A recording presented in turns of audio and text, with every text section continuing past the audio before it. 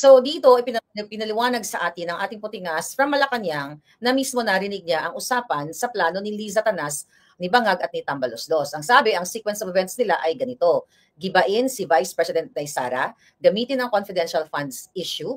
Tapos sabi nga dito, subalit ano ba ang katotohanan? Meron bang pagkakamali si VP Sara? Wala. Okay? Nag-request lang si Inday Sara sa Office of the President kung maaari bigyan siya ng pondo para pondo na gagamitin bilang confidential fund. Pumayag at nagbigay ng pahintulot si Ngagva at nagbigay ng direktiba na hanapan ng pondo at bigyan ng daan ang request.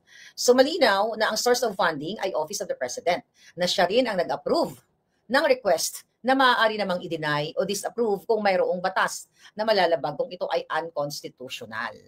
Si Sara lang ang pinapalabas na mayroon na umanong paglabag sa batas. Subalit ang katotohanan, nagmula ang pahintulot at pagbibigay ng pondo mula kay Kuting. Kuting panganak sa dito. Kuting na bilang Pangulo ay siya rin ang number 1 enforcer of all laws of the land.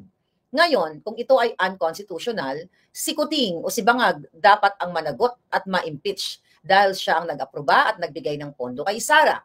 Ignorance of the law excuses no one from compliance therewith, not even when you are the president. Maliban na lamang kung na-set up si Inday Sara ni Bangag. Pinainan ng kaso tulad ng inaakusa kay Sara ngayon. Ito pong binabasa ko sa inyo Saturday, November 18 of 2023. Ano-ano ang mga gagawin nila? Patahimikin nakalagay dito, si Tatay Digong. Gagamitin ni Kuting at Tambaloslos si Bonjing Remulla para gumulong ang request ng ICC na makapag-imbestiga sa umano ay genocide na naganap or war on D na naganap noong panahon ni PRRD. Di ba nagkatotoo lahat to? Bunsod ng war on D. Sa pamamagitan nito, sila ay umaasa na tatahimik at magwawalang kibo si Digong sa lahat ng anomalya at kalabisang ginagawa ng Marcos, Liza at Tambaloslos administration. Pero hindi tumahimik ang Pangulong Duterte. 'Di ba? Sa halip ay nagkaroon ng mga hakbang ng maisog. At itutuloy ko lang, bahagi ng playbook ni Ngagva, Ahas at Tamba ay ang paglaya ni De Lima upang gamitin bilang taga-usig ni Digong katuwang si Trillanes na ngayon ay diretsyong nakikipag-ugnayan kay Kuting sa Malacanang at gagawing advisor pa nga to the President or Special Envoy. Alright? So ito, hindi siya ginawang Special Envoy na official na may dokumento. Kasi hindi naman natin narinig sa mainstream media, pero wala po itong pinagkaiba kay Michael Ma na ginawang Special Envoy to China, nagka-function as Special Envoy, wala rin dokumento. So I think ito yung nangyayari diyan kay Trillanes. Dahil kitang-kita nyo naman. Bahagi rin si Franz Castro ng kanilang team na wawasak at sisikil kay Duterte sa pamamagitan ng isinampang kaso laban dito. Lahat po ito, ang binabasa ko sa inyo ay November 18, 2023. Ito ang isa sa mga pinasabog o inexpose ko sa inyo. So lahat po ito ay nagkatotoo. Pinakahuli dito, Maharlika at vloggers. Ito yung nangyayari ngayon. Kailangan ko kasi ibalik sa inyo. Malaking halaga ang nakalaan sa mga critical na vloggers para alukin at suhulan, tumahimik lang at tigilan ang paglalahad ng mga totoong kaganapan sa pamahalaan. Si Maharlika ang numero 1 target ng mga aso ni Ahas at Tambaloslos. Hinahanap kung sino ang tamang linya papunta sa kanya o dili kaya magkano ang halaga kapalit ng pananahimik niya. Sinabi ko na sa inyo na may nag-offer sa akin December of 2022 pa lang. Name your price. 'Di ba?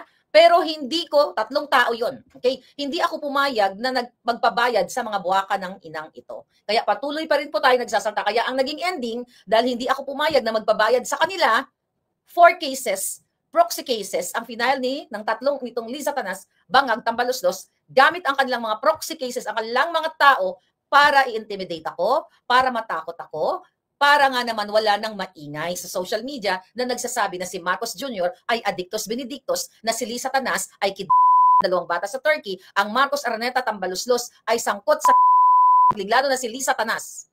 Si Liza Tanas at si Bangag ay mismo inappoint ang isang kaya hindi ako pumayag. Kaya ito ang aking ang aking kapalaran. So sabi dito sa ating expose, hinahanap kung sino ang tamang linya papunta sa kanya, sa akin o dili kaya magkano ang halaga kapalit ng pananahimik niya. Tanggap at aminado nilakuting na siya ang #1 media assassin. At kung hindi makokontrol ay malaking sakit ng ulo at balakid sa kanilang mga plano. Okay. Now, ito ang gusto ko ipakita sa inyo. Okay. Dito sa dulo, removal of Sara Romualdez is new VP. Sinabi ko sa inyo yan, tatanggalin si Inday Sara para si Tambaloslos ang maging new Vice President. Ang sabi dito, from Puting Ahas, that message, okay, nakita nyo yan, nakita nyo Saturday na November 18, yan, mga nakasulat yung mga vloggers. Okay? Through impeachment, ayan, sabi dito, through impeachment, they will remove Sara through the help of the heavily corrupted House of Representatives and the full cooperation of the compromised and unprincipled Senate, okay, or senators. When this happened, power is now absolute in the hands of one family and the Philippines, and the Filipino people are doomed. Okay? Nagkamali ba ang ating Puting Ahas, ang ating informer, nung sinabi niya yan na tatanggalin ng bangag na administrasyon si Inday Sara? Hindi. And now, today, ay tuluyan ng pumirma at binoto ng mga tiwaling kongresista para maisulong nila ang impeachment kay Inday Sara. So according to our source, mga kababayan, ay nagkabayaran, okay, sa mga tiwaling kongresista 100 to 150 million sa pirma para maisulong ang impeachment kay Inday Sara o ma-impeach siya nga diyan sa House of Representatives at para ma-forward na nila, di ba? Papunta sa Senado, di ba? So pinirmahan nila ang articles of impeachment, then i-forward na nga sa kanilang dito sa Senado para magkaroon ng impeachment trial. Pero wag silang pakasisiguro. Dahil itong ginagawa nila, lalong ginagalit ni Liza Tanas, ni Tambaloslos, ni Bangag, ang taong bayan, dahil kung matatandaan ninyo na sinabi ni Bangag ang kanyang statement diyan sa pagsulong o gustong pag-impeach kay Inday Sara ay unimportant daw si Sara at ayaw daw niya ng ganun-ganon. Pero ang namuno, ayaw niya nang ma-impeach si Sara, pero ang totoo sila ang nagplano, ang bangag na administrasyon na ito. Mga kababayan, itong nangyayari ngayon ay planado nila this 2023 pa lang. Maybe even pag-upo ba nung during the campaign period pa lang. Kaya nga tayo nabudol eh. Mga kababayan, okay, tingnan ko lang to ha. So dahil nagkaroon ng mahigit 200 na pirma at ayon sa ating Puting Ahas, may mga tumanggap ng 100 million to 150 million pesos kapalit ng pirma. Samantala, habang nagkakaproblema tayo sa food shortage, sa kahirapan ng bayan, kahirapan ng Pilipino, kaliwat ka ng krimen, mas inuna nilang magbayad sa mga buwaka ng inang kongresista gamit ang pera ng bayan. Dahil nga naghain na nga sila, o naghain, o napirmahan na, itong impeachment na to, at nakakuha na nga sila ng boto na kailangan lang, which supposedly dapat ay 1/3 ng bilang ng mga kongresista. So ngayon, mga palangga, ano ba ang grounds ng impeachment? Si Sara ba talaga ay ka-impeach?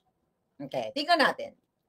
Base dito sa batas na ito yung grounds of impeachment sa isang presidente o vice president para siya ay tuluyang ma-remove mo sa pwesto, dapat may mga ganitong klasing grounds. Paglabag sa ligang batas. Anong nilabag ni Sara? Meron bang nilabag si Sara nung kanyang tinanggap ang 125 million na confidential funds na never ever pang napatunayan na yun ay ginastan niya o ninakaw niya? Okay? Pero si Marcos Jr. ang unang lumabag sa batas noong pa lang ng eleksyon. Dahil ayon sa affidavit ni Attorney Glenn Chong na si Marcos Jr. at si Liza Tanas ay nakipagsabuatan sa opisyal ng Smartmatic para dayain ang halalan. Sumulat po si Attorney Glenn Chong noong September of 2023 sa House of Representatives dyan sa Jutang Ginines na Garin at iba pa na sinasabi ni Attorney Glenn Chong na si Liza Tanas, ang bangag na administrasyon ay nakipagsabwatan sa Smartmatic para maipanalo si Bangag o madagdagan ang kanyang boto. So, dininig ba ng mga kongresista o mga kawatan? Hindi. Kasi wala silang pakialam kung ang lumalabag ng batas ay kaalyado nila. Never na sumagot ang mga buwakan ng inang kongresista o tongresista sa sulat ni Attorney Glenn Chong na sana ito ay malaking issue o ang at stake dito ang taong bayan. Kasi nandaya sa eleksyon ni isa ni Haniho, walang sumagot. So kung meron mang impeachable grounds, mga palangga, hindi si Sara kundi si Bangag. Number 2, ano ang nilabag na batas ni Bangag? Ang pagiging addictus benedictus. Kung ang isang simpleng mamamayan, isang simpleng tambay, nagdurog-durog ka dyan, nagsingot-singot ka, pag nakita ka ng polis, dampot ka kaagad. Pero si Marcos Jr., alam ng mga cabinet secretaries niya, alam ng mga buwakan ng ina na mismo sa Malacanang ay tumitira siya, sumisingot siya, at yan ay authenticated pulboroni, addictus benedictus si Marcos Jr. dito sa Amerika. Yan ay impeachable dahil ang presidente ninyo wala sa tamang pag-iisip dahil laging high. Kaya siya ay ngumingiwi. So si Sara ba ay may isyong nandaya sa eleksyon? Wala. 32 million ang bumoto sa kanya at maybe more than that pa ang kanyang supporters. At hindi magwawagi. Tandaan nyo to. Hindi magwawagi ang mga buwakan ng inang binayaran na 100 to 150 million pesos. Okay? Ngayong araw, dahil ang pera daw, cash, ayon sa ating puting ahas, na nakalagay sa duffel bags na inintrega o ibinayad sa mga tiwaling pumirma na kongresista. Actually, bago ko ituloy, okay? Pinost natin to sa ating Facebook kanina. Okay, tignan natin. Okay? Ano na to? 2.9 shares na pala ito. Naligo lang ako, 2.9 shares na. Ano ang sabi? Message from Puting Ahas. Kinulong sa isang room ang mga pinilit pumirma sa impeachment laban kay VP Sara. Ibig sabihin, yung ibang mga pumirma ay napilitan lang. Ikinulong sa isang kwarto, kinuha ang kanilang cellphones, at nagkakatukot, nagtatakutan, o naggaguhan o nagsindakan para pumirma. Bakit kinuha ang cellphone? Para walang mag-take ng picture o videos na sila ay kinukoerce o pinipilit na pumirma sa impeachment articles laban kay Inday Sara para ma-forward nila sa Senado. Yan po ay galing sa Puting Ahas. At itong si JJ Suarez daw sa Kongreso ay naninigaw na parang julul. Okay? Hindi sinabi kung bakit siya nagsisisigaw, pero ito'y nangyari ngayong araw. At ayon sa ating Puting Ahas, umulan ng pera sa House of Representatives ngayong araw. Sa duffel bags nakalagay ang perang isinuhol sa mga kawatang congressman. At ito, mga kapalangga, ay utos o mando ng Bangag administration. Balik tayo sa impeachable ground, di ba? Para ma-impeach o magkaroon ng ground para isulong itong impeachment na ito, dapat ay nagtaksil ka sa bayan. Nawala ng tiwala sa iyo ang taong bayan dahil isa kang traidor. Sino ang nagtaksil sa taong bayan? Si Marcos Jr. at si Tambaloslos. Pero tutok tayo kay Bangag. Si Bangag ay ipinagkanulo ang former President Rodrigo Roa Duterte nung pinapasok niya ang mga ICC officials. Inulat natin yan sa inyo, in-expose natin sa inyo sometime in October, November last year. Na pinapasok nila dito sa Pilipinas at binigyan ng VIP accommodation. Then, ano nangyari dyan? May mga chaperon, may mga assistant na shopping and everything, mga kababayan, para itong mga ICC na to maghanap ng mga pwedeng makausap na tao para makipagsabwatan na si Duterte ay naglabag sa international law. Which is bakit pagtataksil sa bayan ang ginawa ni Bangag. Hindi na po tayo miyembro ng ICC, pero pinapasok pa rin nila at the expense of Filipino people. Sino ngayon nagtaksil sa bayan? Si Sara o si Bangag? You talk about pagtataksil at nawala ng tiwala ang taong bayan. Nung binudol ni Bangag Jr., pinangakuan kayo na magkakaroon ng 20 pesos na bigas na hanggang ngayon, hindi nangyari. Yan ang pagsisinungaling. Yan ang pagtataksil sa bayan. Kaya wala ng tiwala ang bayan sa bangag na gobyernong ito. Yung sinabi ni Marcos Jr. na kaya siya umiikot sa iba't ibang bansa, nag-travel galore siya para makapag-imbita ng mga foreign investors. Ano ang nangyari? May pumunta ba na mga foreign investors sa atin na nag-build ng mga pasilidad o mga negosyo? Wala. Takot ang mga foreign investors pumunta sa Pilipinas dahil ang crime, ang gurguran, mga bata, mga estudyante, mga lolo't lola ninyo ay ginugurgur at chinutsuk-tsak pa ng mga addictus benedictus. Yan ang pagtataksil sa bayan. Ano pa ang pagtataksil ni Bangag? Kung bakit nawala ng tiwala ang taong bayan? Yung sinabi sa inyo last year, pinagyabang niya na may 5,500 flood control project na gumastos ng I believe, umabot sa 1.3 billion a day. Okay? So more than trillion pesos, I think, pag sinuma mo. Ano nangyari? Doon sa hearing, mga palangga, sa congressional hearing, inamin, I think Senate, inamin mismo ng DPWH na there's no such thing as 5,500 control. Ay, 5,500 flood control.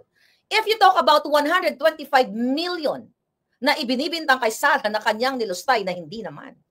Kung itong mga buwaka ng inang politiko na ito, mga tongresista, mga kawatan, ay concerned sa bayan, dahil ang usapin dito kay Inday Sara, kay Vice President Sara, ay yung 125 million na pinagbibintangan na ito ay kanyang ginastos. Eh bakit tahimik ang mga buwaka ng inang ito sa 1.3 billion a day na nilustay ng buwaka ng inang Marcos administration sa pakikipagsabuatan ng mga tiwali sa DPWH?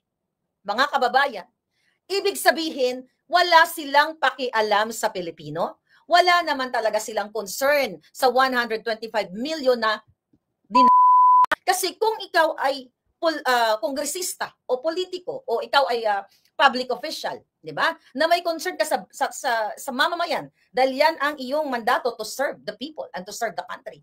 Bakit ni isa diyan sa buwakan ng inang House of Representatives na kontrolado ng mga bangag ni Tambaluslos, ni Lisa Tanas, walang nagbukas o nagreklamo na nila ang 1.3 billion a day na flood control? Kaya hanggang ngayon po, kayo ay hindi pa yata kayo nakaahon sa baha. Binigyan lang kayo ni Bangag ng 2 kutsarang pako, kalahating yero, 2 plywood, nagpa-photo op, then okay na. So sino ang mayroong napakaraming impeachable grounds? Si Lisa Tanas, si Bangag. You talk about what? Pagtataksil o pang-aabuso sa bayan, pagnanakaw. Dahil ang korupsyon ay kasama dyan. Nung inappoint ni Marcos Jr., si Michael Ma, na pinangalan ng noon dyan sa Committee on Ways and Means, na pinumunuan ng mag-amang Swansing, na pinatigil nila ang hearing na yan dahil sa utos ni Lisa Tanas. At yan po ay dokumentado. Yan ay impeachable dahil nakasalalay ang seguridad ng bayan ninyo ng Pilipinas sa katauhan ni Michael Ma na pinangalan ng dyan sa Congress at pabalik-balik, labas-masok sa bansa, kung saan-saan pumupunta gamit ang pondo ng bayan at gamit ang pangalang, ang title na Special Envoy to China na ni isang dokumento walang ni-release ang media at ang Presidential Communications o ang Office of the President na inappoint nila yan. Pero noong June of 2023, umattend si Michael Ma kasama si Benedict Chico, si Maynard Ngo. Sila ay pinangalanan doon sa event na yon, sa Chinese Embassy event, na si Michael Ma ay isa sa Special Envoy to China. Wala pong media ang nag-report niyan. Ni isa. Ako lang sa tulong ni baby girl, Sas Rogando Sasot. Dahil si Sas ang nag-send nandoon pala si Sas nung event na yon. Dahil si Sas mismo ay nagulat nung tinawag o inintroduce si Michael Ma as Special Envoy to China kahit walang appointment paper. Yan ang dapat ninyong isipin na kung merong i-impeach dito ang bangag yung presidenteng Then you talk about panunuhol. Okay? Isa yan, isa mga grounds. Panunuhol, tignan mo ang ginagawa ni Bangag ngayon, ni Lisa Tanas. Yung report na nakarating sa atin na sinuhulan ang mga tiwaling pumirma ng 100 to 150 million bawat pumirmang tiwali, okay? At nasa duffel bag pa, okay? Ang mga pera, yan dapat ay ka-impeachment. Kayong mga nandyan sa Congress, kayong mga militar, police, for sure, nakita nyo ito. At ang iba pang natitirang mga kongresista na mayroong totoong pagmamahal sa bayan, you have to speak up. Binababoy, ginagago na ang Pilipino. Sabi ni Jenny Wilkes.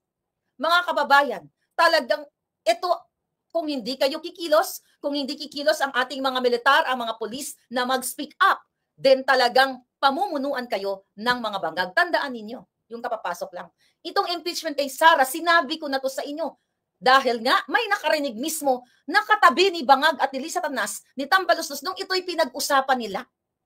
Nagsinungaling ba ang ating puting ahas dito? Hindi. Kaya po, galit na galit sila sa akin. Kaya nga nagpadala sila ng assassin sa akin dito para gurgurin ako noon pa, last year. Kaya nga sinubukan nila akong kausapin.